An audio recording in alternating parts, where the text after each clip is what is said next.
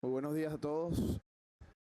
Eh, Voy a dar apertura a este a este taller de esta mañana con un tema sumamente interesante y que está muy de moda y el cual hemos titulado La moda está de moda. Nos acompañarán panelistas de primera línea y como moderadores contaremos con Cástor González y Lorena Merzán. Voy a presentar a Castor y luego los dejo con el panel y voy a presentar a Castor y a Lorena y luego los dejo con el panel que ellos coordinarán. Lorena Merzán es Legis Master por Columbia Law School en Nueva York, año 2013, abogada egresada de la Facultad de Derecho y Ciencias Sociales en la Universidad Nacional de Asunción, año 2010. Es miembro de varias asociaciones, incluyendo el Colegio de Abogados del Paraguay, la International Bar Association, Asociación Paraguaya de Agentes de la Propiedad Intelectual, APAPI, Asociación Interamericana de la Propiedad Intelectual, ACIPI, International Trademark Association, INTA. Adicionalmente, es agente de la propiedad intelectual Prosecretaría de la Asociación Paraguaya de Agentes de la Propiedad Intelectual, APAPI, secretaria del Comité de Fashion Law de ACIPI y miembro del Comité de Marcas Famosas y Notorias de la INTA. También tenemos como moderador y coordinador de este taller a Cástor González, de Venezuela, abogado egresado de la Universidad Santa María, con especialización en propiedad intelectual de la Universidad de los Andes y maestría en Derecho de Propiedad Intelectual de Benjamin Cardoso Law School en Nueva York. Ha sido profesor de Derecho de Autor de la Universidad Católica Andrés Bello de Venezuela y profesor invitado para los seminarios de propiedad intelectual en la Escuela de Resguardo de la Guardia Nacional de Venezuela y en el curso de Estado Mayor de dicha institución. Ha sido conferencista invitado en eventos de la IACC. Fue secretario del Comité Antipiratería de la Asociación Interamericana de la Propiedad Intelectual, ACIPI, miembro de la Subcomisión Antipiratería para la América Latina y el Caribe de la International Trademark Association, INTA, miembro del Comité de Armonización y Zonas Libres de la INTA y actualmente preside el Comité de Fashion Law de ACIPI y es socio fundador de la firma GRLX y director para la América Latina de Strategic IP Information, empresa dedicada a la presentación de servicios de protección contra ilícitos de propiedad intelectual en Internet. Así que con el presidente y secretario del Comité de Fashion Law de ACIPI los dejo para que conduzcan este taller. Muy buenos días. Muchas gracias por acompañarnos hoy en el taller Fashion is on Fashion. Nos acompañan el día hoy la profesora Barbara Colson de Estados Unidos y la abogada Andrea de Andrade de Gómez de Brasil. It's a pleasure to have you, Barbara. Muito obrigado, Andrea. Thank you for being here. Barbara Colson es directora de The Fame Center. Es una destacada abogada de la industria de la moda, profesora adjunta de Derecho de Moda del Cardoso Law School. Es coeditora del texto seminal sobre el tema Fashion Law, una guía para diseñadores, ejecutivos de moda y abogados. Es consultora de empresas de moda. Ha enseñado en NYU, Fordham Law School. Asimismo, Bárbara se ha desempeñado como asesora jurídica general de Kate Spade, Stuart Weitzman, Seven for All Mankind. Fue asesora jurídica de West Point Stevens, Calvin Klein Jeans. Cuando estuvo en la práctica privada, también asesoró a clientes de la moda como Ralph Lauren, Tommy Hilfiger. Es galardonada con premios de logros de por vida en el año 2015, tanto por el Luxury Summit en Londres como el World Trademark Forum de la INTA. Ha sido presidente de la Junta de ICC y ha publicado y hablado ampliamente sobre derecho de la moda en todo el mundo. Asimismo, fue consultora en propiedad intelectual del programa Start Vietnam de USAID en el año 2002 y 2004. Por el otro lado, Andrea Es socia de la firma Andrade, Gómez y Ferreira Hilo Abogados. Es especialista en propiedad intelectual. Supervisa el portafolio de patentes y marcas de clientes. También brinda asistencia legal en asuntos relacionados con IT, ciencias de la vida, Internet, privacidad, entretenimiento y derecho a la moda. Ha brindado servicios legales durante más de 20 años a clientes de diferentes sectores de la industria. Tiene un posgrado en propiedad intelectual de la Pontificia Universidad Católica de Río de Janeiro, un posgrado en Derecho de Telecomunicaciones. Es licenciada en Derecho de la Universidad Cándido Méndez. Es miembro del Colegio de Abogados de Río de Janeiro y actualmente es vicepresidente del Comité de Derecho de la Moda. Además, es referente en rankings internacionales como Chambers and Partners Global, Chambers and Latin America, Latin Lawyer Legal 500 y IAM Patent 1000. Okay, we can start, Barbara. No, first, actually, perdón, switching English and Spanish es un poco complicado, pero bueno. Primero haremos una presentación de la guía internacional, así que le dejo con Castor. Aló. Muchas gracias, Lorena, y bienvenidos todos. Bienvenida, profesora Colson. Welcome. It's an honor having you with us here in Rio in the Inter-American Association of Intellectual Property, which is an association that we Latin American love, and we really enjoy being here, and having you is, again, a real honor. Andrea, thank you very much. Muito obrigado por acompañarnos, por contar con tu presencia. Y gracias a todos ustedes por acompañarnos el día de hoy. Quisimos tomar apenas 5 minutos para compartir con ustedes lo que es motivo de orgullo para el Comité de Fashion Law que se creó en 2016 y que estamos culminando ahora mismo este primer periodo con la reciente publicación de la Guía Iberoamericana de Fashion Law. Una guía la cual les comento muy brevemente su estructura, más obviamente no su contenido, porque a fin de cuentas una guía, pero su estructura está inspirada en el texto del cual es coautora la profesora Colson. Su estructura porque en la guía abordamos particularmente 6 o 7 temas, que son los 6 o 7 temas que aborda la disciplina del Fashion Law y que tanto Andrea como la profesora Colson desarrollarán en sus respectivas exposiciones.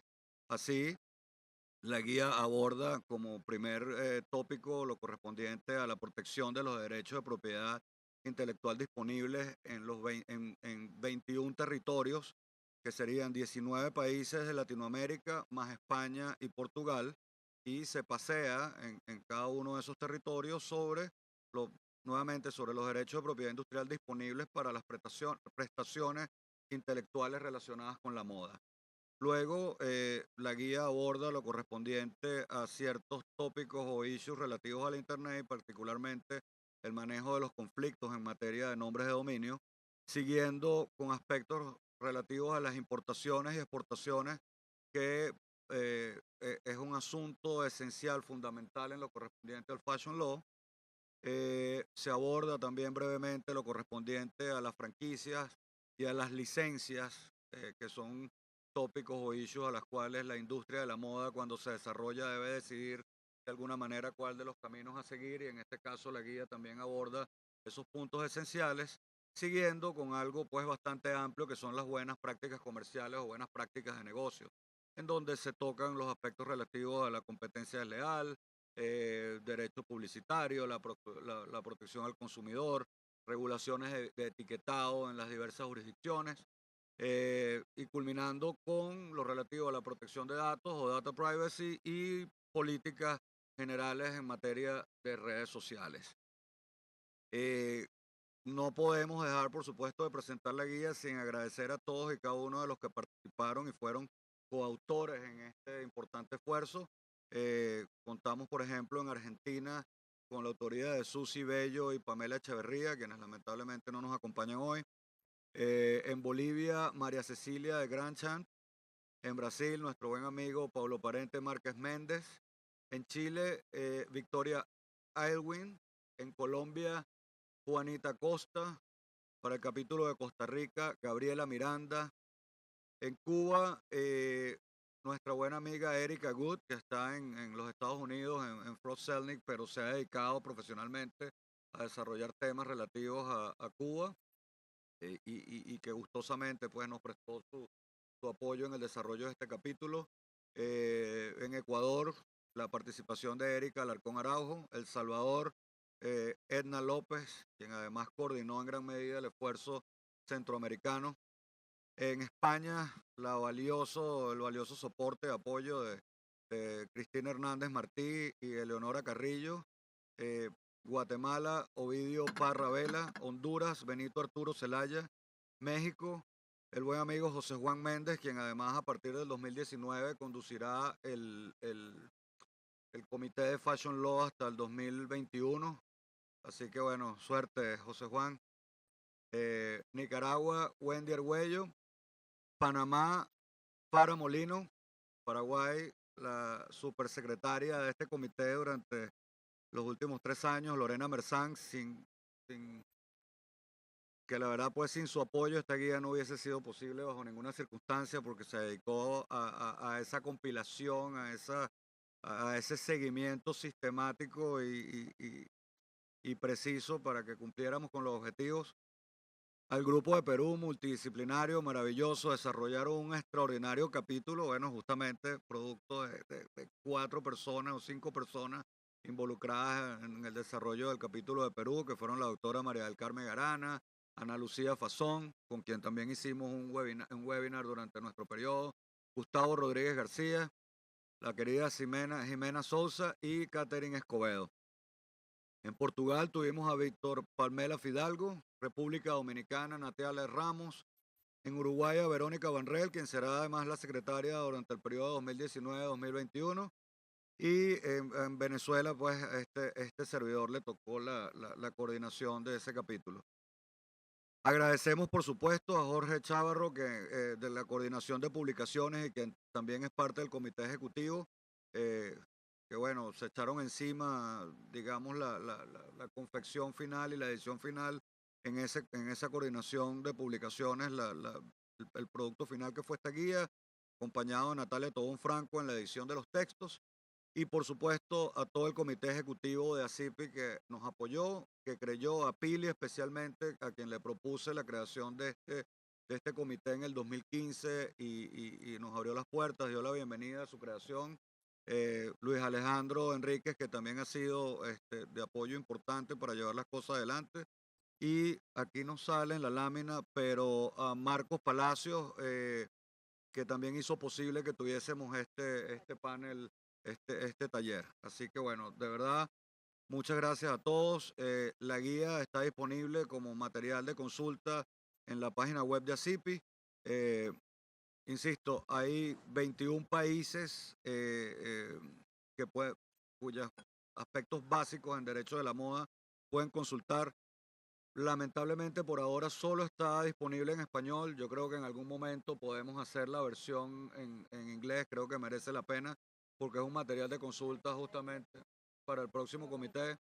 Es un instrumento pues de consulta, es una segunda edición además perfeccionada, ampliada, que es un material de consulta para los abogados angloparlantes o de cualquier otra nacionalidad. Nuevamente muchas gracias. Aquí hay un video, no sé, vamos a ver si... No. Perdón. Nuevamente, problemas técnicos, pero bueno. Era un video de bienvenida al Comité 2019-2021, lo siento, José. Y bueno, y nuevamente la palabra por un minuto, Lorena, que quiere Yo también quiero apoyar agradecer algo antes personalmente. de Bárbara, sí. Yo también personalmente quiero agradecer a todos los miembros del comité, a todos los autores de la guía, que sin duda sin su ayuda, su esfuerzo hubiese sido imposible la publicación, y especialmente al comité ejecutivo, a Pili, a Luis y también a Jorge Chavarro, que nos ayudó en la edición de la guía. Realmente nos orgullece esta presentación y espero que sea mucha utilidad para todos. Now, Barbara, we can start. Thank you very much. Thank you very much for inviting me here. And I think this guide is absolutely brilliant addition to what is really a very small body of written work on fashion law. And when you think about the fact, those of you who represent fashion clients know that this is a trillion dollar industry. And yet we only started teaching fashion law in schools in the last 10 years, which is extraordinary. So what is fashion law, and how do you think about representing a fashion law client, a U.S. fashion law client, or a local fashion law client who is more of an entrepreneur? And we think most people say to me, "Oh, you're a fashion lawyer. You do nothing but IP, correct?" And I say, "Well, in-house lawyers obviously deal with trademarks, copyrights, patents. That's the heart and soul of any brand, as all of you IP lawyers know. But depending on the size of our companies and how our workload is broken down, we are most of all, we in-house lawyers, true generalists, as you also will be as outside lawyers to fashion clients, and you probably already are, with an enormous variety of disciplines. Most of you would be quite surprised, although those of you who have U.S. clients know how relatively small the size of most in-house legal departments are. I mean, companies as big as LVMH, Prada, Gucci, Burberry, Chanel, and the brands that I have worked for, Calvin Klein Jeans, which had 2 lawyers when I was at Calvin Klein Jeans, Kate Spade, which had 1 lawyer, and you're looking at her, Stuart Weitzman, 1 lawyer, Seven for All Mankind, 1 lawyer, and when I represented Ralph Lauren and Tommy Hilfiger, tiny, tiny law departments, and still very, very small law departments. What does that mean for you? It means you have lots of work to do, and we turn to you. My first trip to Latin America was when we were launching Calvin Klein Jeans in several countries in Latin America, and one of the problems we had was in Chile, where Calvin had not thought to register the trademark Calvin Klein, and we entered into a license agreement before I got there, I might add, with a Chilean man named Michelangelo, with a Chilean company, and we learned that a Chilean man called Michelangelo already owned the Calvin Klein trademark in Chile and had opened Calvin Klein stores all over Chile. So there's the first challenge for a fashion client in another country. And we solved it eventually in Chile, but it was a long litigation. We had very good lawyers, and eventually Calvin Klein launched. I Again, this is why we rely on you so much. In 2009, my co-editor, Guillermo Jimenez in New York, and I decided it was time to put together a handbook on fashion law. And my wonderful friend Castor was one of my first students in teaching fashion law, because once the book became available, as is going to be the case with your book, you will be able to teach this course in law schools. And students really need an education in the business of fashion, not just in the individual disciplines. So we are now in our second edition of the casebook, and this led to, again, the teaching of fashion law courses all over the United States, in fact, and at many, many law schools in New York City. This semester, I have 47 students in fashion law. That's a big class, 47 students. I think, Castor, when you were in my class, maybe we had 15 top 47, including students from Venezuela, from Brazil, from Puerto Rico. We always have a nice group of students from Latin America. So it's a very big and growing area. And I also teach a course which I would recommend here, called the Fashion Law Practicum, which is a course where our law students teach business fashion students, whether they're in marketing or design or retail or sales, or in advising them, teaching our law students how to advise fashion clients on what's called their capstone project, their big project. And we'll talk about this morning, but many of the projects are related to sustainability, to issues related to the future of our world. And Andrea will talk at at length about sustainability and our need to really be stewards, to be champions of the disaster that is sustainability. And our clients in the fashion industry are unfortunately quite responsible for that.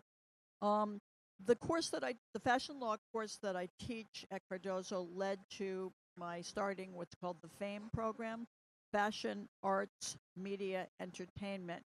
Why FAME? Because fashion is no longer just fashion. Fashion is about entertainment. In fact, I would have loved to have met the football player on the panel before us, because sports figures play an enormous role in fashion. They're designing sneakers. They're designing fashion lines. The interact between sports and fashion.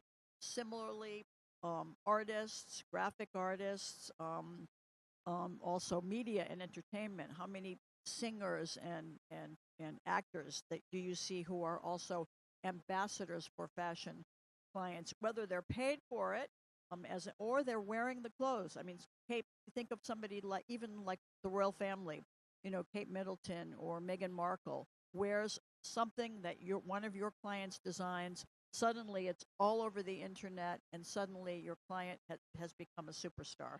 Michelle Obama, our former first lady, who was quite a fashionista, made many, many designers very, very famous. And this is where you, as counsel, as IP counsel, can really help your clients. And again, because fashion is so fluid, teaching courses in fashion law is never dull. The students my students, I read Women's Wear Daily every day, which is our local paper reporting on the fashion industry. I insist that they keep up with technology, because fashion is very much about technology now. World events, I mean, trade, our trade war in the U.S. right now with China. How do you think that could affect and is affecting not just our economy, but the whole world of fashion? As you know, many products, U.S.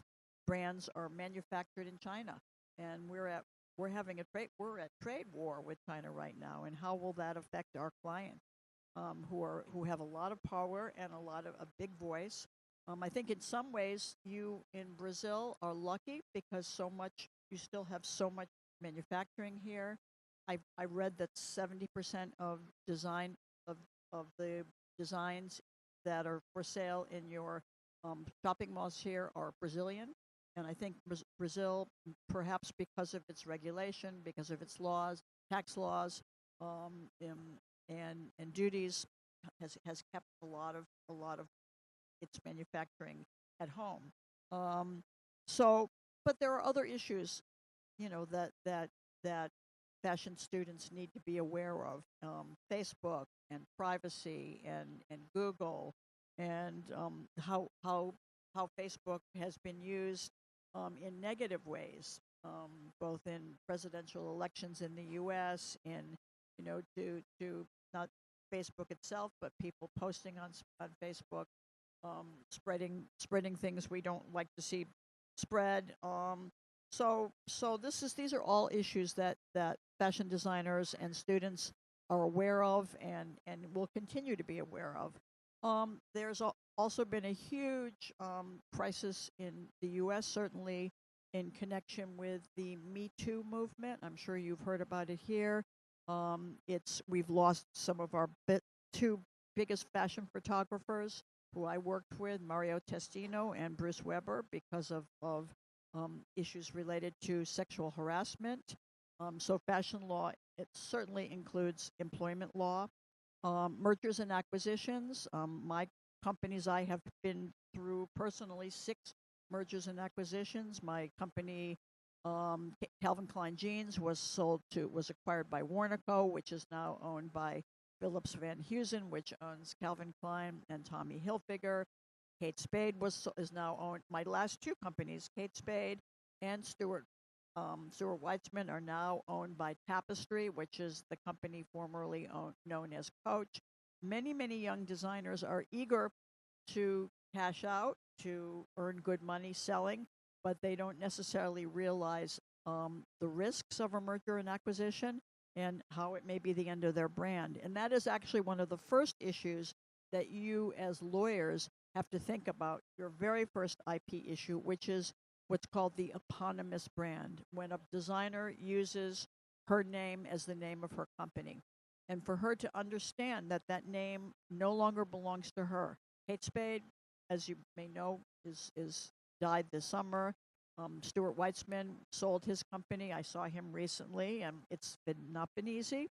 Well, designers do not necessarily realize that when they sell, they take their money and they sell their company, unless they're going to move to a Caribbean island, they cannot use their name again. That name belongs to the new owner of the company. And I know that's obvious to all of us, but I cannot tell you how few young designers, even older designers, understand that. I remember when Stuart Weitzman sold his company 4 times during the period I was working for him. And he's older than me, which is old, and he did not really understand that he was saying goodbye to his name. So that's a very important issue. Another thing is the revolution in marketing. Marketing of brands in my early days was, of course, Vogue and Elle and the glossy fashion magazines. Now it is influencers. I remember the first time I drafted an influencer agreement. I thought, what is an influencer? Why are we paying this unknown person $10,000 to blog about us, about our line? Well, now you know. This is how this. I asked my 47 students last week, how many of you buy clothes, buy apparel, accessories, anything in fashion because of an influencer's comments, and most of their hands went up. So people really pay attention to influencers. I don't know about the laws in each of your individual countries, but I imagine that they're similar. In the U.S., the Federal Trade Commission requires that when you pay a brand pays money to an influencer to talk about the brand, that has to be revealed to the public. It's about truth in advertising. So that the influencer has to, somewhere in her blog, say, this was paid for by Kate Spade. This was paid for by Calvin Klein. That's a very, very important truth in advertising fact. Another thing that, again, I know you're IP lawyers, but you are generalists. You're sitting here. You have fashion clients. You have wonderful fashion committees at a CP and in Brazil Bar, each of your individual countries. But you are no longer, even though you would like to be, you're no longer just IP lawyers, because being a fashion lawyer means being a true generalist. But again, all of these things spill over into IP, and I think IP is the best background for a fashion lawyer, a good solid understanding of IP, because then you really learn to say no to a client when a client wants to do something that's a little bit off the charts, and be able to identify the risks. I start my fashion law course talking about ethics, because my students all study, as you all did in law school, the general sense of ethics. And in the U.S., obviously, it's things like, who is the client, which I just talked about. The client is the company, not necessarily the founder. The founder may have different ideas than the corporation or the limited liability company that is now the brand. And our obligation as a lawyer is to the brand, is to the corporation. Is to the legal entity.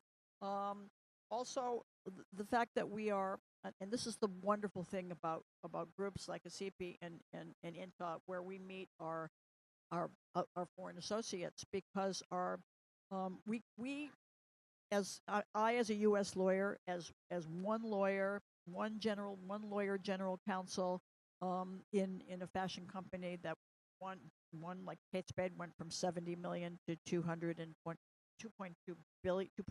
billion in not a very long period of time, is that we need our outside lawyers. We are not licensed in your countries.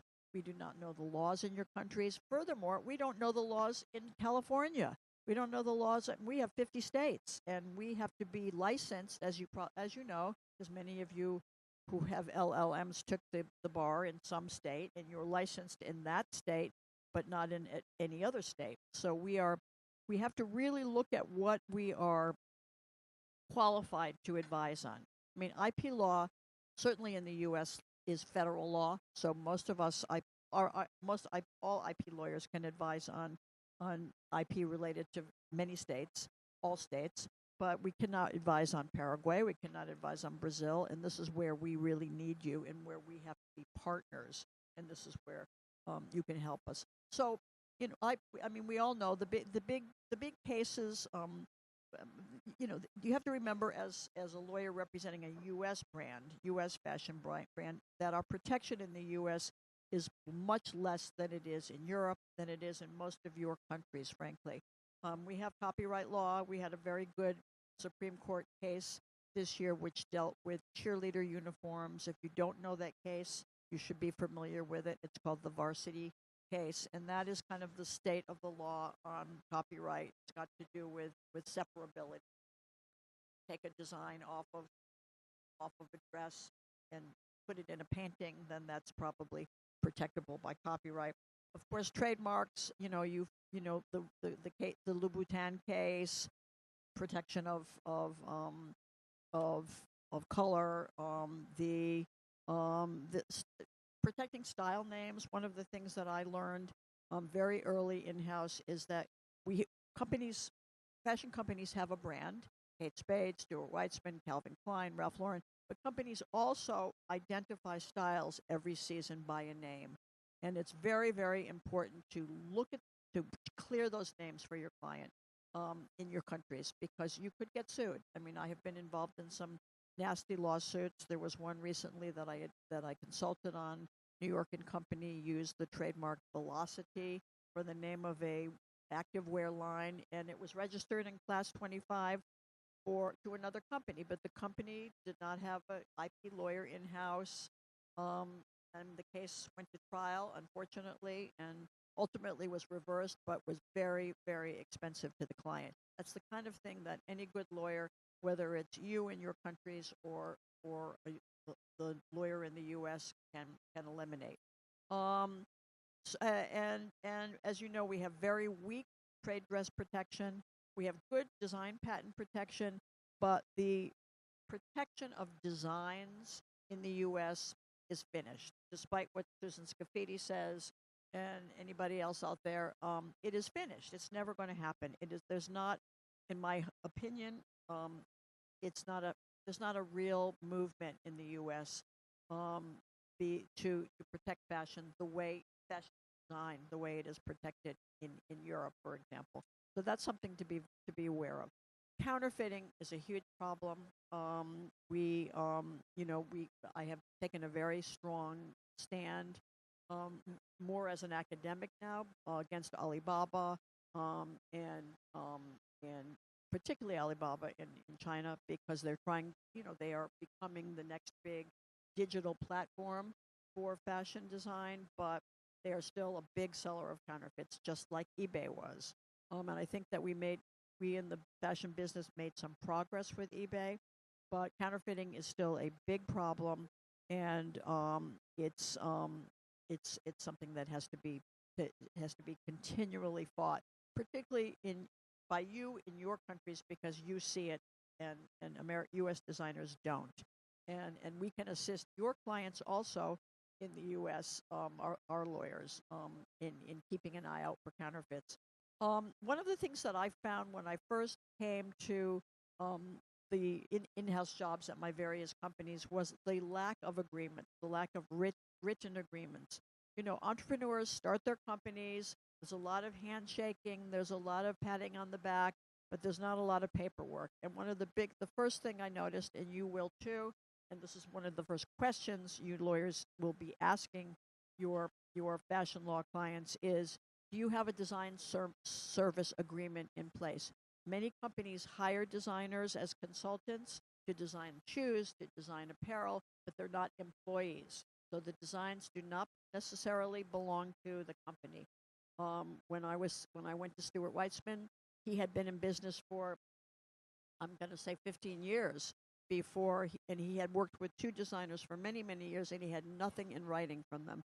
And I said to him, those designers could sell their products across the street to Jimmy Choo next week, and you could do nothing about it because you do not own those designs unless you have a proper assignment in the form of a design service agreement in writing. So that's an important thing. Another big issue with in the fashion industry, of course, is the the, the state of retail now. And as you know, in the U.S., we have something like 27. We've got more retail mall space than anywhere on earth, and much of it is going to be going empty because of closing of businesses, because of mergers and acquisitions. And I think that the model that we're going to be seeing more, and which I saw for my very first time in Brazil, 13 years ago. I came here to speak at um, Fashion Week in Sao Paulo with Gloria Khalil, and I remember going. I was at Seven for All Mankind, and I remember being taken to a mall, a beautiful mall in Sao Paulo, which was a true multi-purpose mall, multi-use mall. There were restaurants, there were gardens, there was music, there were movies, and there were beautiful stores of very high end and medium end. And I think this is the way of the future in the U.S. as well. We're seeing this in Mexico. I know there's a wonderful new mall in Sao Paulo. I read about Thor Equities tapping into retail and growing, and just the whole. I think Latin Americans still really understand the shopping experience, and I think you're a very, very good example to the U.S., which is Amazon crazy right now.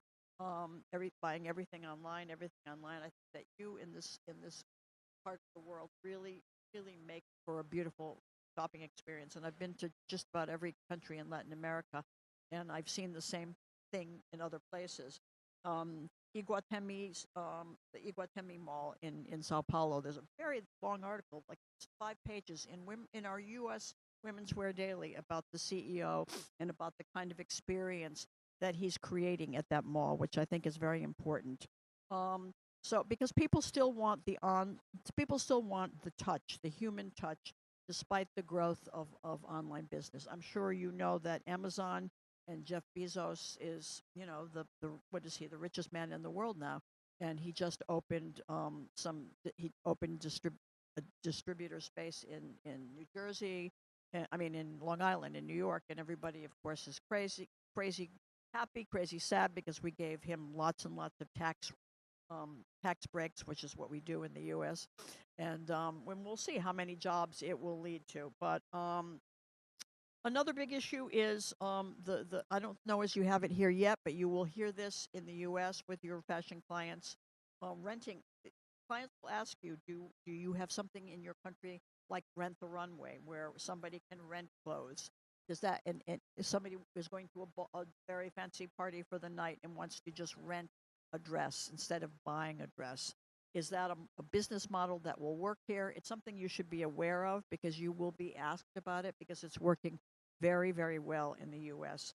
And does it, in question, does it hurt the retail business?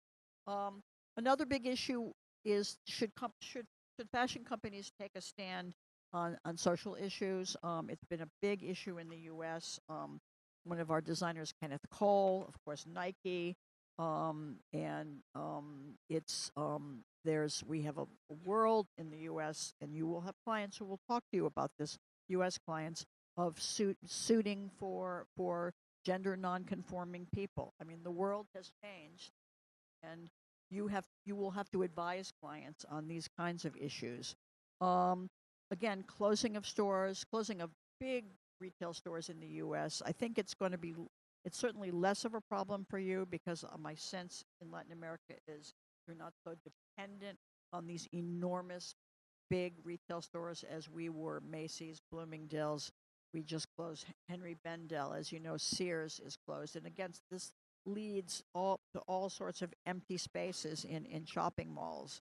Again, deals, mergers and acquisitions. The $2.1 billion Versace deal. So we have this report U.S. between Michael Kors and Coach, which is now called Tapestry, buying companies. Coach bought Kate Spade, bought Stuart Weitzman. Michael Kors bought Jimmy Choo and Versace. So there's lots and lots of private equity and then mergers and acquisitions, all of which you will have to advise on as foreign associates. Why? Because what is the asset? What is the asset these companies are buying? It's the IP.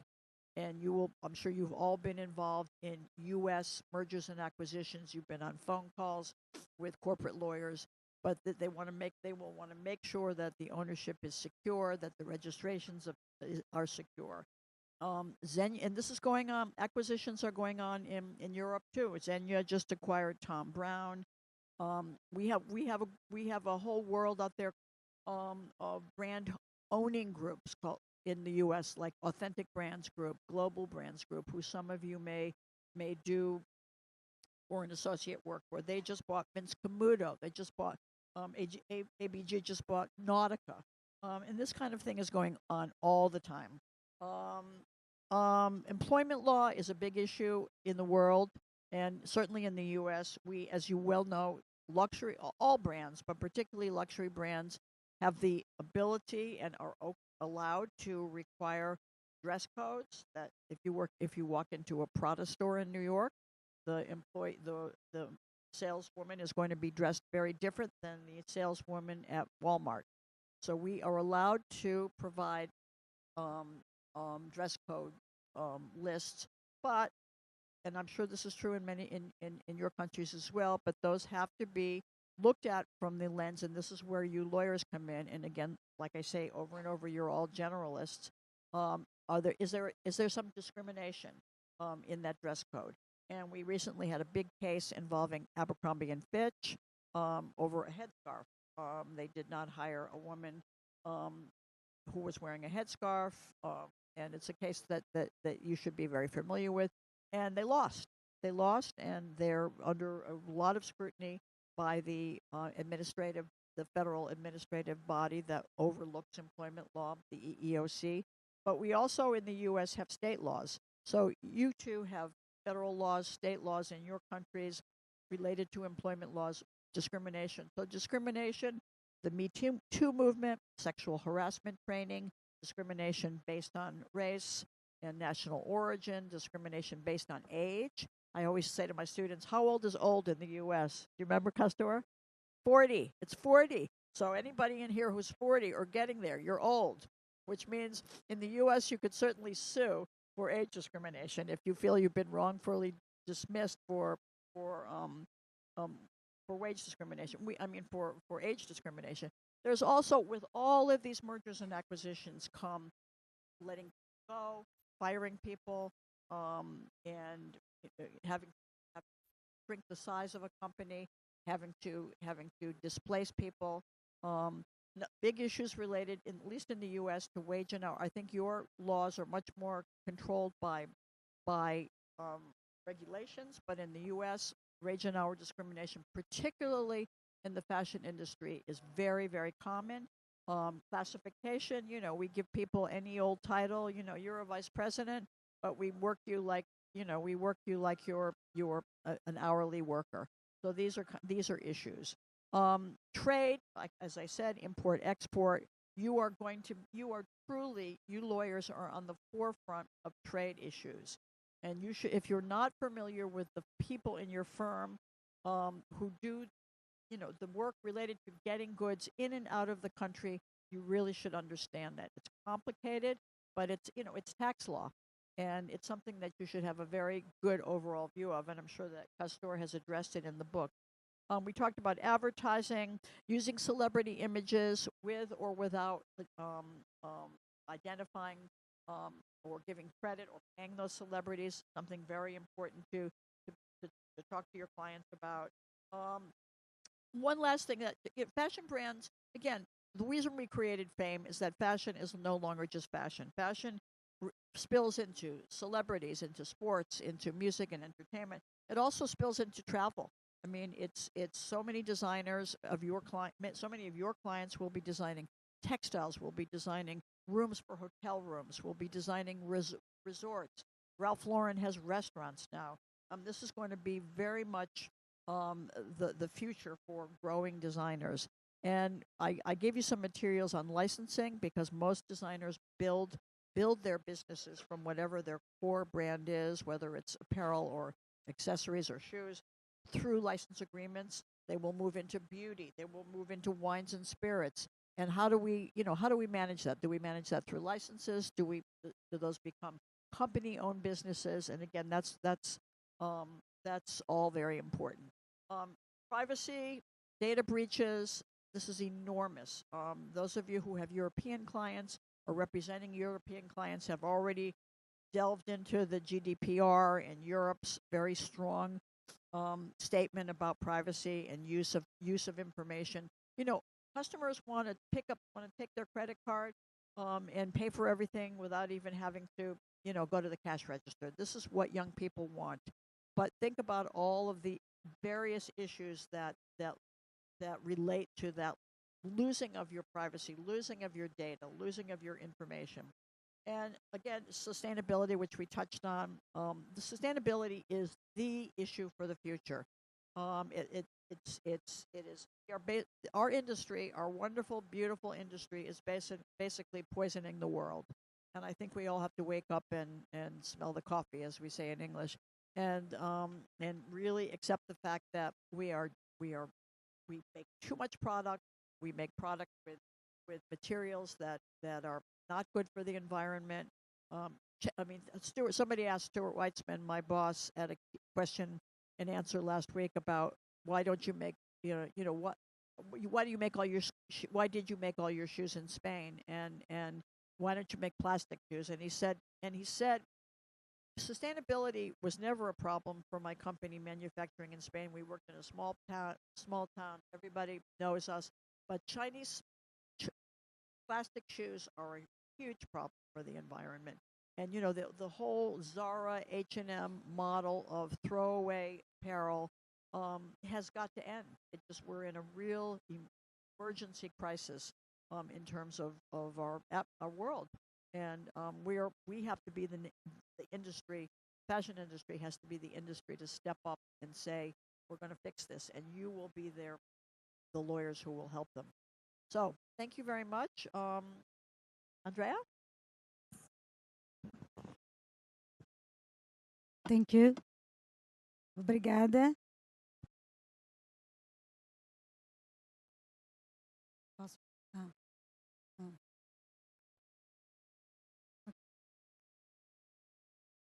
PowerPoint. Bom, obrigada, Bárbara, excelente a sua apresentação. Eu vou pedir desculpas, eu vou falar em português. O meu portunhol é absolutamente ridículo. E vou continuar, então, em português. A palestra da Bárbara acho que abordou aqui quase todas as questões mais importantes. Foi excelente. Eu vou apenas, provavelmente, acrescentar algumas questões a sua palestra. Eu agradeço ao convite feito pela Maria Del Pilar Troncoso, presidente da ZIP, e a Elizabeth Simpson do Amaral, futura presidente da ZIP, que me convidaram para estar aqui hoje, para participar desse painel Moda está na moda, ou Fashion is on Fashion. E também agradeço aos moderadores, Lorena e Castor, e dou boas-vindas a todos vocês aqui hoje.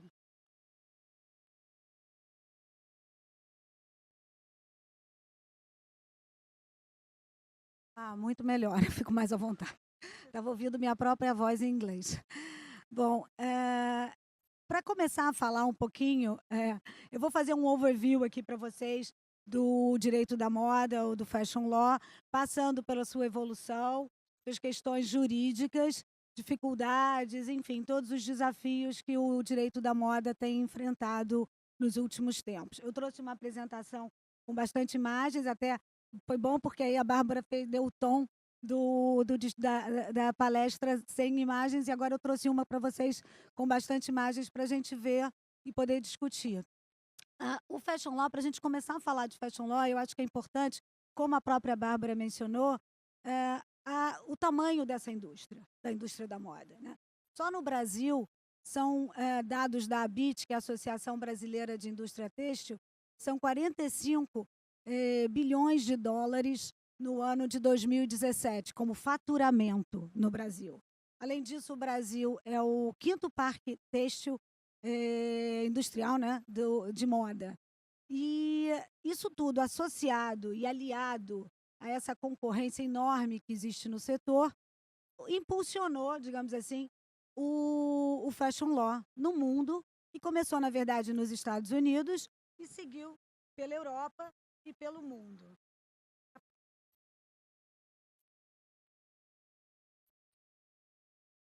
E aí a gente tem... eu voltei aqui rápido. Só um minutinho. Não estava... Desculpa.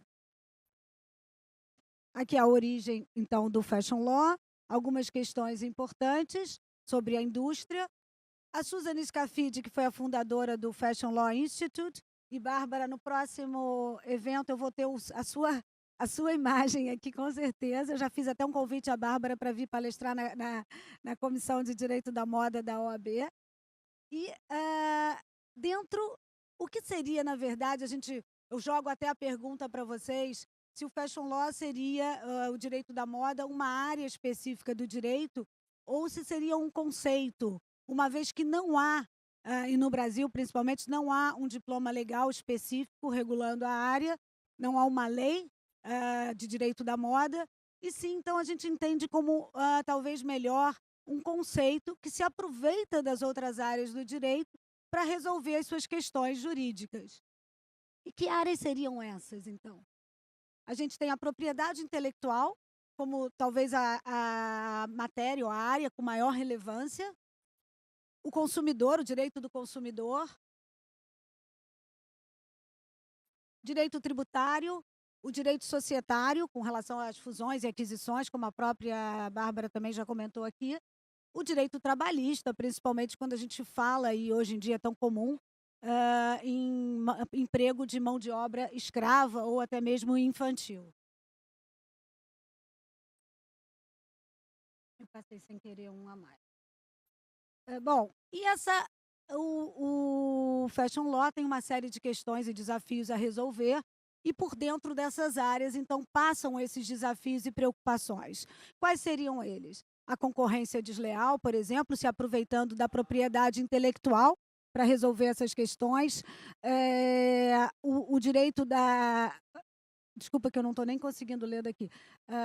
Algumas questões de sustentabilidade, questões de meio ambiente, sustentabilidade, meio ambiente, as questões de emprego de mão de obra escrava, quando eu falei, todos se aproveitando, então, dessas áreas do direito, de diversas áreas do direito, para resolver essas questões.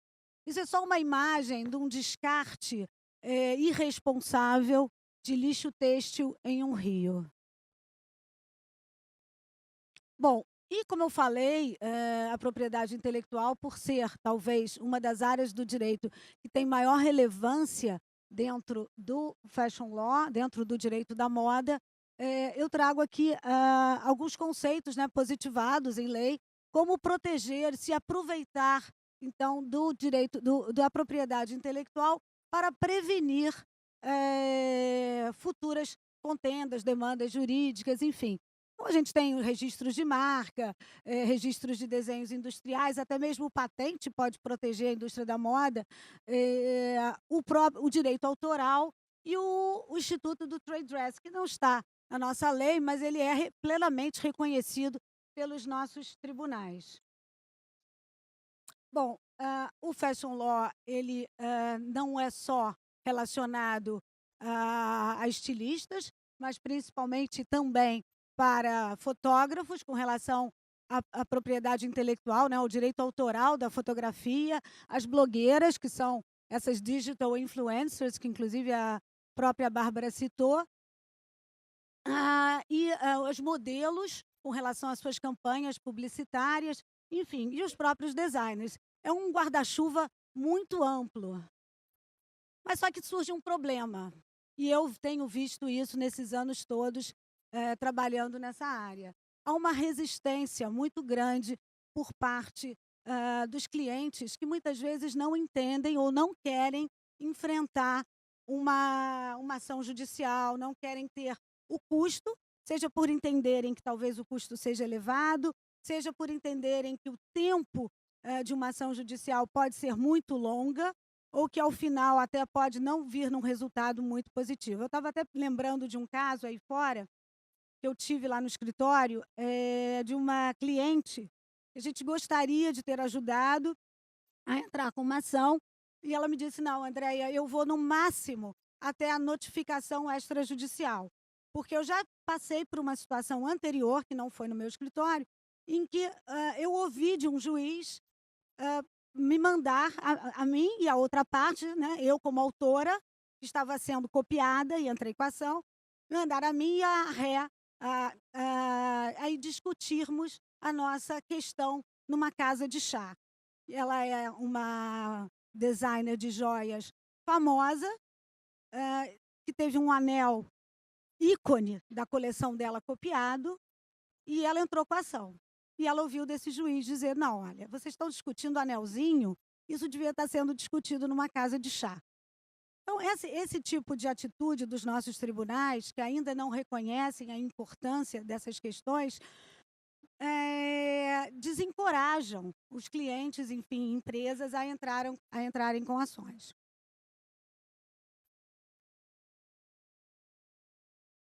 Bom, e, na verdade, essa é uma questão muito séria, porque normalmente a marca de luxo, principalmente, ela é objeto de desejo e ela acaba sendo copiada, ela associa. Às vezes você não precisa nem ver a marca, mas só de você imaginar, por exemplo, aqui é um tailleur da Chanel, você não precisa ter a marca, mas todo mundo conhece, e ela vira aquele ícone que é associado à marca, agrega valor, enfim, e passa a ser muito copiada pelo mundo afora. Então, dentro do guarda-chuva do Fashion Law, você tem não só roupas, mas você tem também acessórios, estampas, design de joias, como eu acabei de contar esse caso, e mesmo até desfiles de roupas. Eu trouxe um caso de desfile para contar para vocês. Todos podem ser protegidos e estão dentro desse conceito, né, de direito da moda, enfim. E passam, como eu falei antes, passam a ter, isso aqui é só um exemplo de um sapato e de bolsas que são de marcas e que, obviamente, são objetos de desejo de cópia, né, enfim, por terceiros. E aí, qual é a nossa sugestão? Que, normalmente, como eu falei antes, há essa resistência em buscar essa indenização, enfim, essa reparação do dano que foi causado. Então, a nossa sugestão é que se faça antes uma prevenção, tomem medidas preventivas. A gente recomenda lá no escritório que sempre as empresas, eu já fiz palestras de fashion law em empresas, que o marketing da empresa converse com o jurídico. Por que isso? Porque a gente sabe que o desenvolvimento de uma logomarca ou de uma campanha publicitária, ele envolve muito trabalho, muito tempo, envolve pessoal, envolve dinheiro, enfim. Então, imagina uma campanha sendo lançada depois de todo esse custo, todo esse tempo, e aí se descobre posteriormente que aquela campanha ou aquela logomarca infringe direitos de propriedade intelectual ou direitos de propriedade industrial de terceiros. Então, a nossa recomendação é que haja essa conversa com os advogados e todo o material relacionado ao trabalho seja guardado. Por exemplo, e-mails trocados com parceiros de negócios, minutas de contratos, desenhos, sketches, tudo isso seja guardado porque serve de prova de autoria numa futura disputa judicial. Então, a nossa dica, inclusive, o hashtag Fica a Dica, que está aí, é para que coloque tudo dentro de um envelope e envie para si mesmo através dos correios e não abra esse envelope. Pode ser um SEDEX, um AR, via AR, e fique guardado porque é uma prova da data da autoria da obra.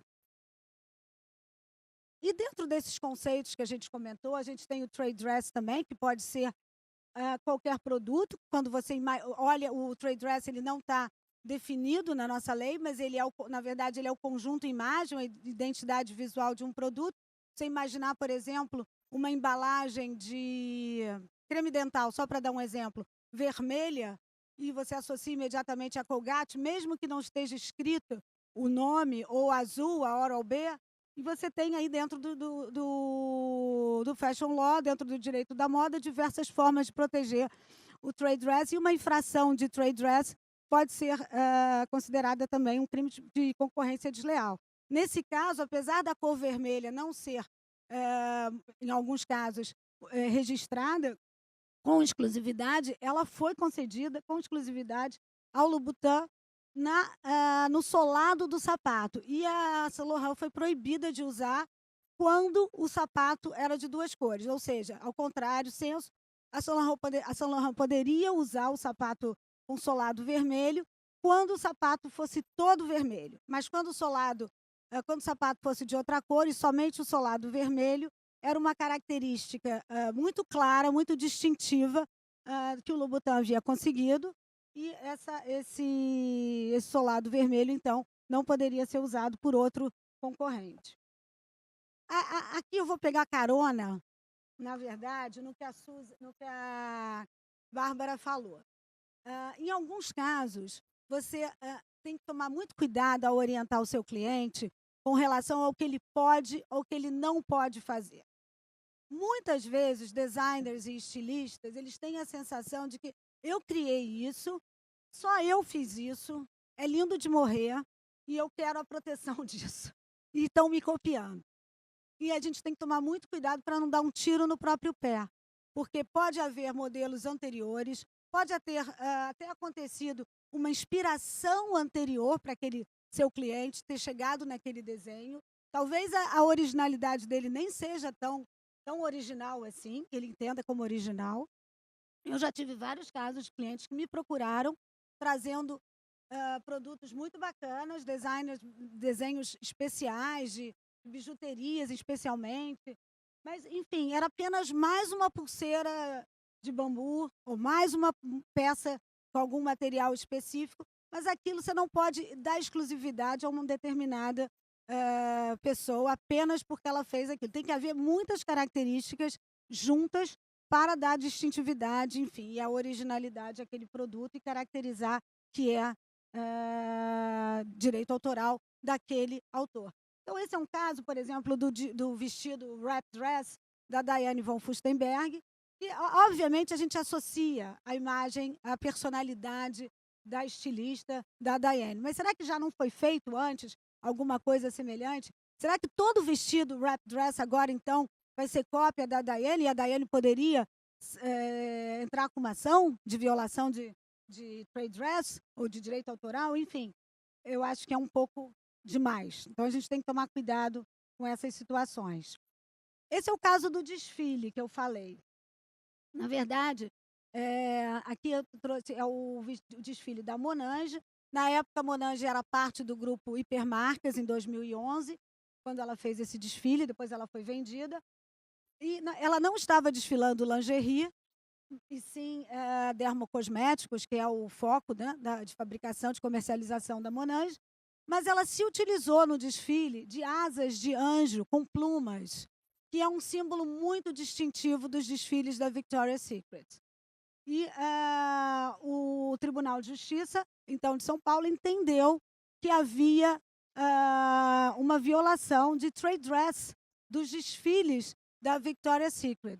Estavam sendo cometidos essa violação pela Hipermarcas, né, no caso a Monange, que estava se utilizando e fazendo associar e fazendo com que o consumidor pudesse pensar que havia algum tipo de associação entre as empresas. Esse foi um caso que eu tive a oportunidade de trabalhar. Ele está um pouco ligado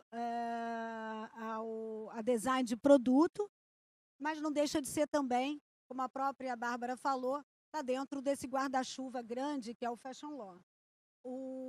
a cadeira do lado de cá, a cadeira vermelha, é uma cadeira famosa, exposta em museus do mundo. Ela é objeto de registro de desenho industrial, também protegida também pelo direito autoral dos designers, uma dupla de irmãos. E eles, um belo dia, tomaram conhecimento de uma campanha publicitária de uma agência de exportação que estava, na verdade, ela não chegou a fabricar nem comercializar, enfim, essa cadeira verde e amarela do lado de lá, ela nunca foi uma cadeira física fabricada. Ela foi apenas uma campanha publicitária feita num folder, distribuído numa feira de móveis. E os irmãos Campanha, que são os titulares, né, os autores da cadeira vermelha, o nome da cadeira é cadeira vermelha, eles entenderam que havia uma infração aí, não só de direito autoral, mas também de desenho industrial, porque a cadeira deles é protegida por registro de desenho industrial, e foi feita uma perícia, uma análise técnica, e se chegou à conclusão de que, apesar de alguns elementos de ambas serem diferentes, principalmente o assento, é claro, havia uma nítida cópia, havia tido uma inspiração de forma a tentar associar a cadeira da Brazilian Innovative to Creative, alguma coisa assim, com a cadeira vermelha. A angulação do tripé, também o material utilizado nos pés da cadeira, enfim. Então, houve uma notificação e a agência de exportação só não foi condenada ao final porque ela tinha feito um contrato muito bem amarrado com a agência de publicidade. Isso é um dado até interessante para todo mundo ter em mente, em que ela tinha uma cláusula que ela se protegia de qualquer dano à propriedade intelectual de terceiros, a violação à propriedade intelectual de terceiros. Então, na verdade, quem arcou com toda a indenização foi a agência de publicidade. Esse é um caso que eu também participei. Esse colar aqui é um colar de ouro, que era vendido de um designer carioca, vendido apenas em lojas muito exclusivas do Rio de Janeiro, por R$4.000. Um colar que ele levou tempos desenvolvendo. Chama-se colar trapézio 3D. Ele até trapézio 3D porque ele faz um movimento mesmo do trapézio em 3D. Você tem a sensação de que você está com um produto em 3D. E ele foi copiado por uma marca carioca de roupa feminina e vendido em latão a R$ 69,90, vulgarizando claramente o objeto do designer, meu cliente. Então, essa foi uma ação que a gente entrou, havia uma violação séria de direito autoral, concorrência desleal, enfim. E nós ganhamos a ação. As peças foram todas retiradas, devolvidas ao cliente, houve dano material e dano moral no caso. E aqui aquele caso famoso, acho que a maioria aqui talvez já tenha ouvido falar, ele é um precedente muito interessante, porque o juiz de primeira instância, o Tribunal de Justiça e também o Superior Tribunal de Justiça entenderam que havia responsabilidade da administradora do shopping center, administradora Calinda, pelo uso e venda, pela exposição e venda de peças piratas, de produtos piratas no shopping Calinda.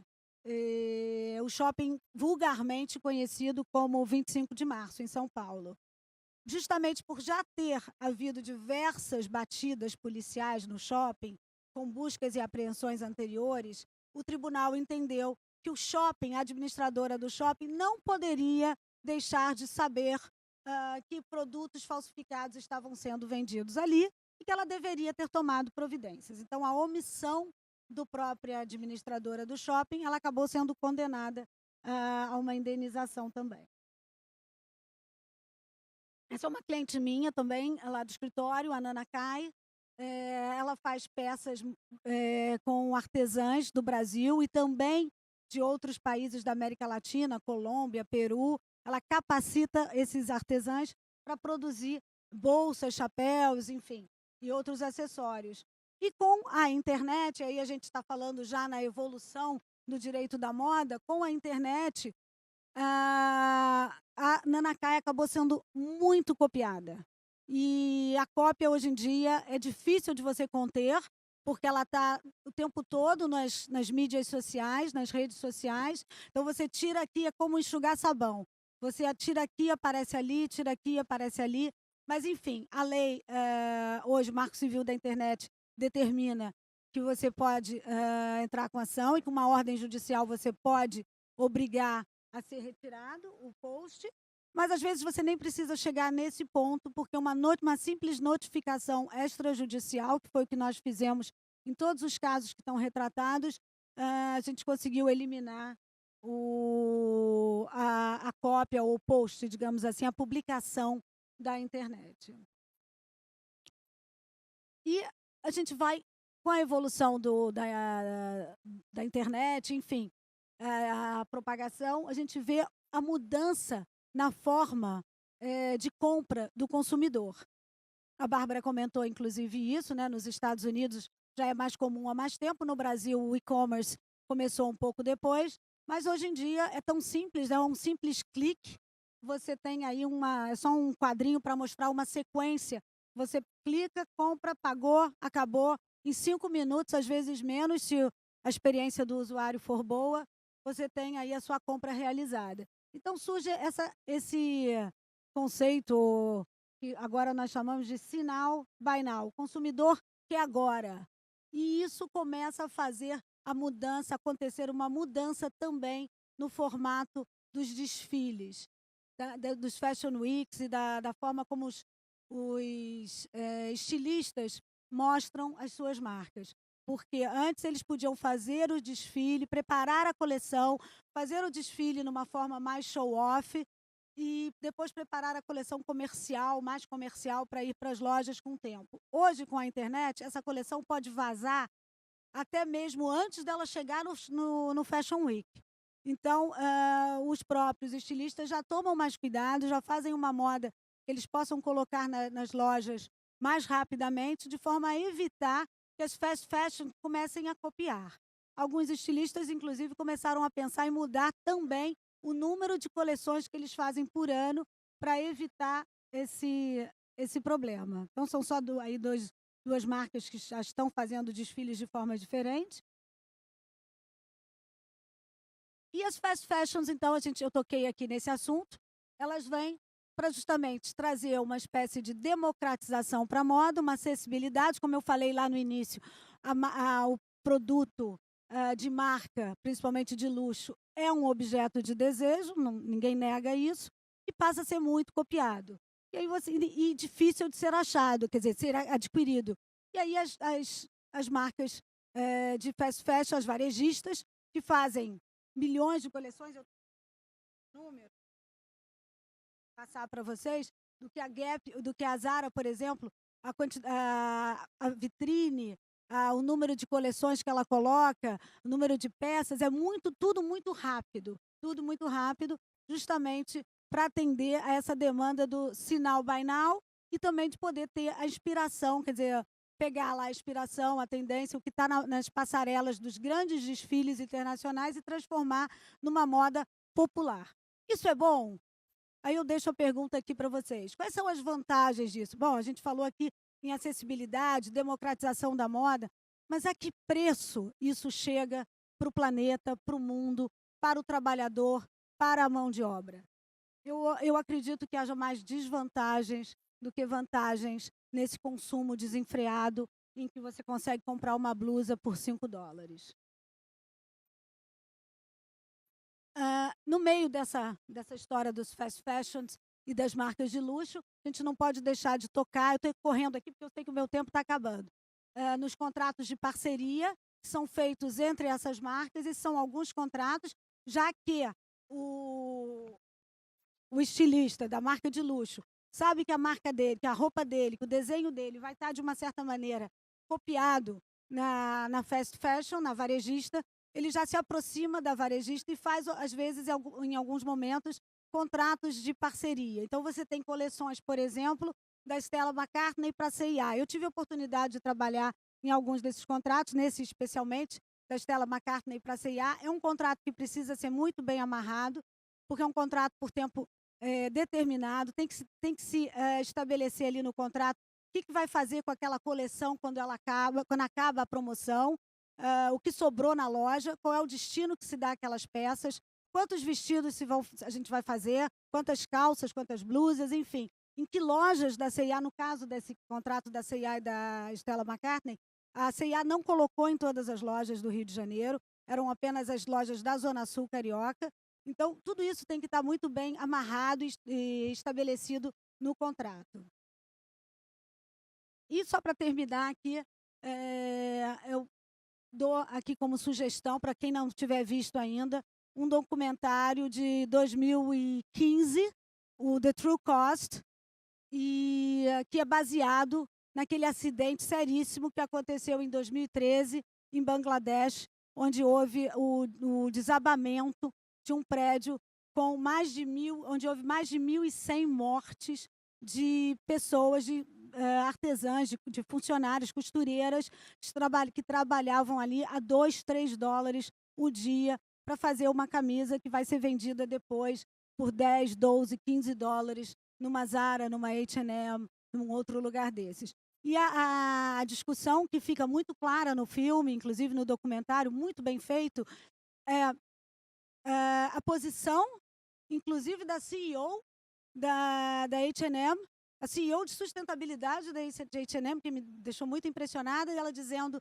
que, mas se nós não dermos para eles esse trabalho, o que eles vão fazer? Mas por causa disso, só porque é um país em desenvolvimento, um país pobre, são pessoas pobres, a gente vai dar então um trabalho em condições desumanas? Então são questões que a gente tem que pensar. A moda hoje ela tem que mudar. Eu acho que as marcas que pensarem assim, elas têm um sucesso garantido para frente. Pensar de forma verde, pensar para o planeta. Então as coleções elas têm que sair das passarelas, não pensando mais se o blazer vai ser largo, fino, comprido, mas que material eu vou usar para esse produto, para essa coleção, um material biodegradável, que tipo de textura, enfim. Então ficam essas perguntas aí para a gente pensar e refletir, que eu acho que isso é importante. Isso aqui são só exemplos de empresas super bacanas que estão agora fazendo moda sustentável. Aquele sapatinho ali, sapatinho verde, é um sapato feito com algas marinhas, da Bloom, é uma empresa americana. O óculos é um óculos feito a partir de resíduos de café. Ele é biodegradável e se ele ficar 10 anos no solo ou na água, ele se desmancha sem causar problema para o planeta ou para o meio ambiente. Aqui, essa moça que está com essas bijuterias coloridas, ela está usando as bijuterias, essa modelo da Wimi, que é uma marca carioca, que só faz moda, que só faz as bijuterias, os acessórios em impressão 3D, deixando zero resíduo na natureza. A rede Asta também é um exemplo maravilhoso de empresa nacional que hoje em dia capacita as artesãs e também transforma os resíduos de empresa nesses artesanatos. E a pergunta do movimento Fashion Revolution, a gente tem que fazer o tempo todo para nós mesmos, que é quem faz minhas roupas e a que preço. E quando a gente pegar a etiqueta e olhar $5, $10, o que custou isso? Quem está atrás disso tudo? Qual é a cadeia de produção que está atrás disso tudo? Acho que é isso aí. Muito obrigada. Desculpe se eu passei aqui um pouquinho do tempo. Encerrei. Obrigada. Muchas gracias, Andrea. Muchas gracias, profesora Colson. Vamos a abrir el derecho de preguntas, por supuesto, unos minutos, y me tomo el privilegio de hacer yo un primer comentario de que, bueno, ha quedado obviamente en plena evidencia de que el movimiento del derecho de la moda, del fashion law en Brasil es de gran intensidad y eso, por supuesto, obedece a, como bien señaló Andrea, una industria de 45.000 millones de dólares de facturación, pues obviamente tiene que tener un movimiento igual de importante desde el punto de vista legal. Así que más que apropiado haberte tenido en este taller, Andrea, para poder entender lo que está ocurriendo en Brasil. Y Bárbara, importante saber también un poco, como digo, tomo el privilegio de la primera pregunta, eh, una suerte de consejo de elevator pitch para un abogado latinoamericano que está atendiendo todo este movimiento de emprendimiento, de startups en el área de la moda, que ese creador, esa empresa vaya a los Estados Unidos. 2 o 3 consejos puntuales para ese abogado que le toca coordinar ese aterrizaje de su cliente en el mercado norteamericano.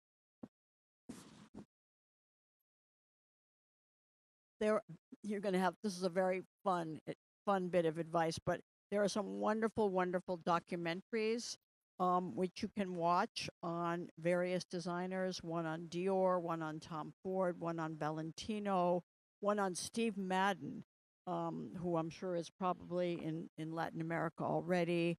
There one on Zach Posen about building a business from your living room. Great stories of U.S. designers and European designers, but for the U.S., I would say the one on Steve Madden, the one on Zach Posen, just about building a business from your dining room table, which is what most designers do, to the very to the very top. I would also say if you are asked to pitch to a U.S. design client, U.S. brand, do your research, do your homework. What you have that I never had in my day was Google. I mean, you have Google. You can imagine a world without Google. I had no Google. We had encyclopedias, you know, and you can learn you can learn so much about a client, and clients are so impressed when you really understand the business. So those would be my 2 kind of elevator pitches. I don't know what your version of Women's Wear Daily is, but certainly if you're pitching American clients, get a subscription to Women's Wear Daily. It's great practice for your English. It's also great practice. I mean, Castor knows this. He had to read this in my class every day. And it's, you can skim it, but it gives you a very good sense of globally. I mean, the article I read about the mall, the new mall in Sao Paulo, that was in Women's Wear. It was a front page article of Women's Wear Daily. There was another wonderful article about another mall in Mexico. So Women's Wear we are global. I always say to my students, we are global companies. When I went to Kate Spade, it was a $70 million company. We had already opened a store in Paris and London, and we were very quickly moving into the rest of the world. There's no company that is not a global company anymore, despite the very nationalistic tone of the world. We're a global world. Thank you, Barbara. Queremos saber si alguien tiene alguna pregunta. Sí. Congratulations for the presentation for both of you, and because the question is for you, Barbara. The question would be certain brands. This is the infringement is a never-ending story. So, what do you think about announcing in newspapers or fashion magazines the actions they are taking about the infringements? Because at least most of the Brazilian fashion companies, they try to avoid, for their own reasons, to give publicity on what they are doing on with a legal approach. So what do you think about alerting the market about what they are doing in order to try to come down with the infringements they are facing all the times, especially with after the internet? I think it depends whether you're talking about counterfeiting or infringement. I think any success that a company has against a counterfeiter, it's a great idea to advertise. I also am a great believer that your website, your company's website, for example, when I was at every company I was at, Calvin Klein, Tommy Hilfiger. I think it's always good to put something on the website that says, and this is again related to counterfeiting, not infringement, that says we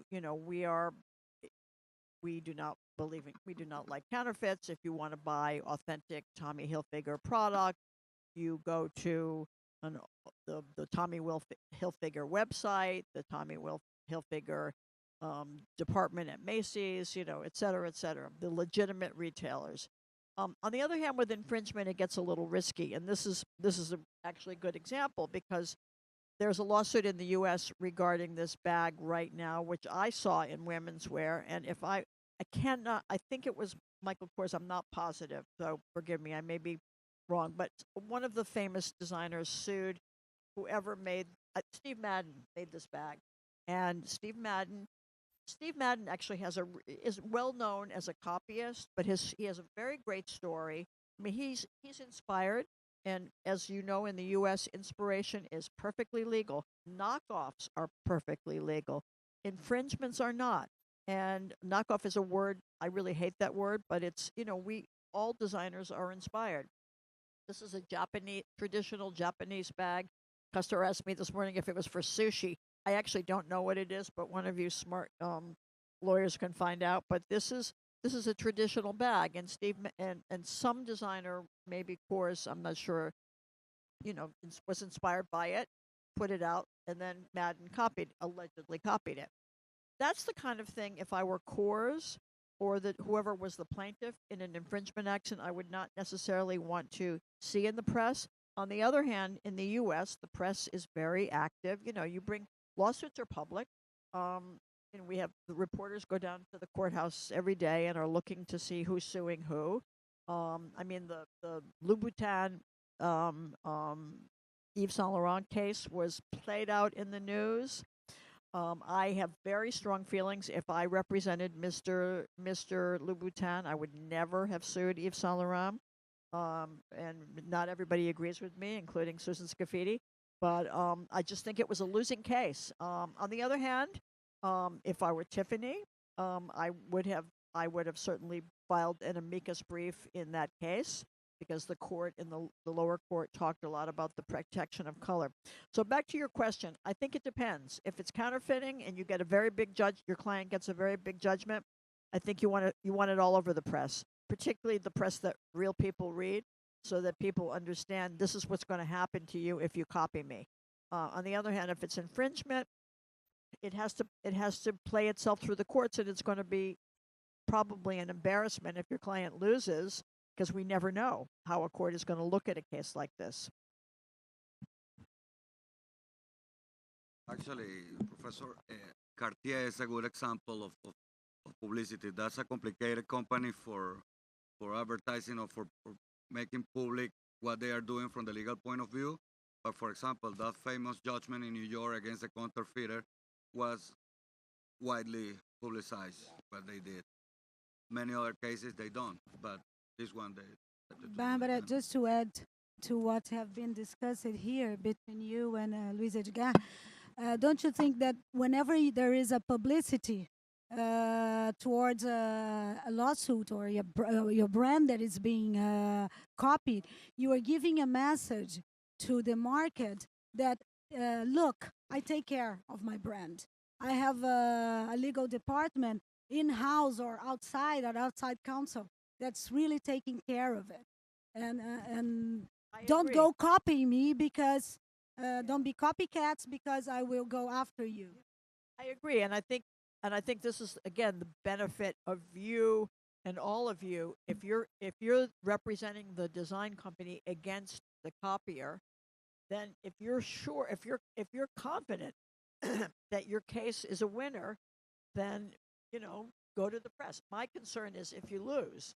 And we look, and we have a jury system in the U.S. I always say to my students, "Oh, don't ever bring an IP case to a jury. If you've ever been on a jury and you look at jurors, juries are getting better, but think about how complicated IP is, and trying to explain it to your mother, or your grandmother, and imagine trying to explain it to a jury. So I think again. I think you bring up a very good point, and it depends on the case and how strong the case is. But you do want to get the message. But you can do that also on your. You can do that with letters. I mean, we do. We in New York. In New York, in all the 35 years I was a in-house fashion lawyer, we had a very collegial relationship with each other. So very often when one of our competitors copied us, we would pick up the phone and call them, and we often settled cases very quietly. Um, so that's another that is another route. Any more questions? No, just to make it clear, the question was after a court decision. So it was not a pending case, but after a final decision. After Just to make if clear you to the won, marketplace. absolutely. If you won the case after the court decision, go for it. Get as much press as you can. Absolutely. There's another question over there. Jose Juan?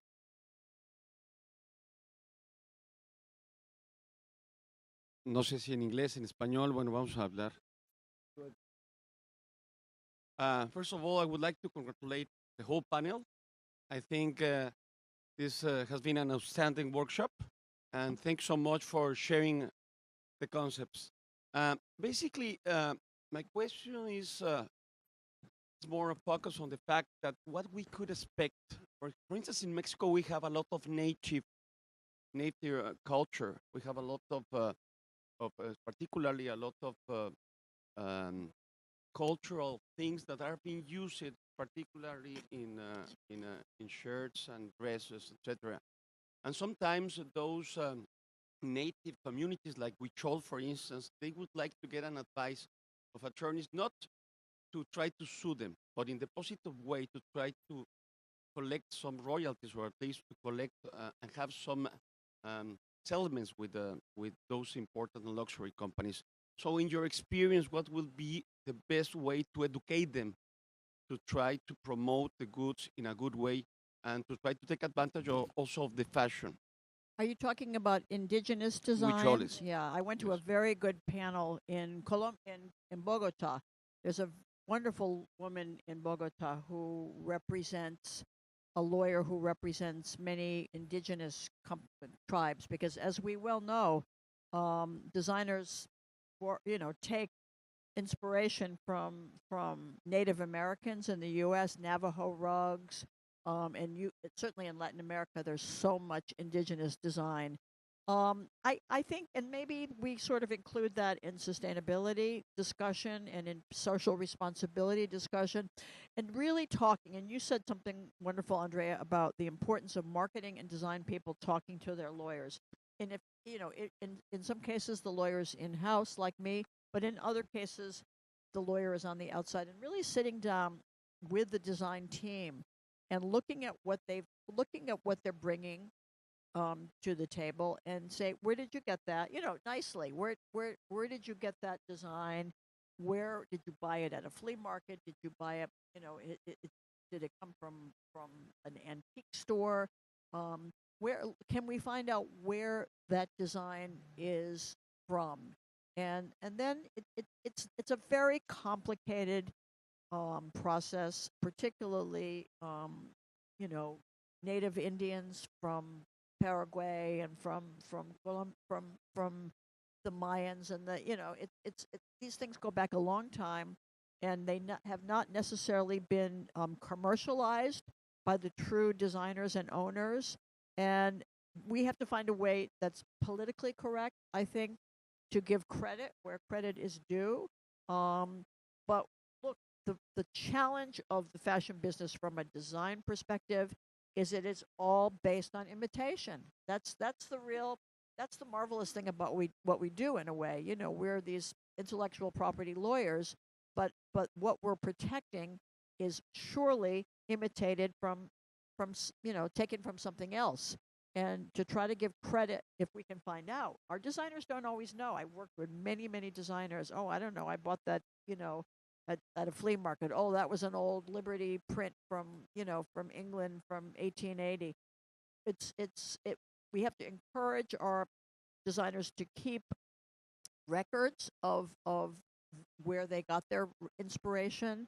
And I don't know about in Latin America, but in the U.S. we have FIT, Fashion Institute of Technology, Drexel. I mean, many of our fashion schools have wonderful libraries of inspiration and history of fashion design, and so we can send interns that work in our offices to go look in those areas. But it's not an easy answer. As you see, it's a very long answer. You could write a book about it, and it probably should come from Latin America because you have more gorgeous indigenous I mean, I've traveled in almost every country here, and you go, you can't believe what you see in the markets and in among in Peru. I mean, who could you buy like crazy, and I mean, there's so much to buy and so much beauty in the design world. So I think that's the not very good answer, but long answer. May I add something? No Brasil, a gente tem algumas associações que protegem os direitos autorais indígenas. Então, já ocorreram alguns casos de cópia com estampas, com desenhos, com design de tribos indígenas, feitas em sandálias e feitas também em casacos, roupas, etc. E isso tem um efeito muito ruim, um dano na imagem da marca, porque isso viraliza com a internet, como eu falei, viraliza muito rápido. Então, todo mundo passa a conhecer o caso se torna público e conhecido, então a marca automaticamente sofre um dano na sua imagem. E se você quiser ser absolutamente correto e formal, no caso do Brasil, tem como pegar as autorizações necessárias. A pedir a autorização não a quem pintou o design indígena, quem criou o design indígena. Ele não é o autor, ele não tem o direito autoral. Quem tem é o chefe da etnia. Então, o caso que aconteceu justamente foi porque a marca usou um desenho e ela diz ter obtido autorização do autor do desenho, um índio autor do desenho, se não me engano, no Xingu, algum lugar no Mato Grosso. E quando, na verdade, esse índio ele não tinha nem o poder, a autorização para ter dado aquela autorização. A autorização teria que ter sido dada pelo chefe da etnia a qual ele faz parte. Então, existe uma cadeia correta para se pedir essa autorização, e o problema é que essas associações de índios, quando tomam conhecimento, elas procuram alguma espécie de reparação e acabam publicando. E no caso dessas sandálias, isso circulou amplamente pela internet e, se eu não estou enganada, a empresa teve até que pedir desculpas. Até porque a empresa o deu de presente, né? Parece que a história começou assim. A empresa fez de presente uma sandália e deu para uma blogueira. E aí foi para a internet por causa disso. O primeiro, né? O primeiro post, daí viralizou. Salga, una pregunta, última pregunta. Todos tienen hambre. Okay. Thank you, Barbara. Thank you, Andrea. It was a pleasure having you both. Thank you, everyone.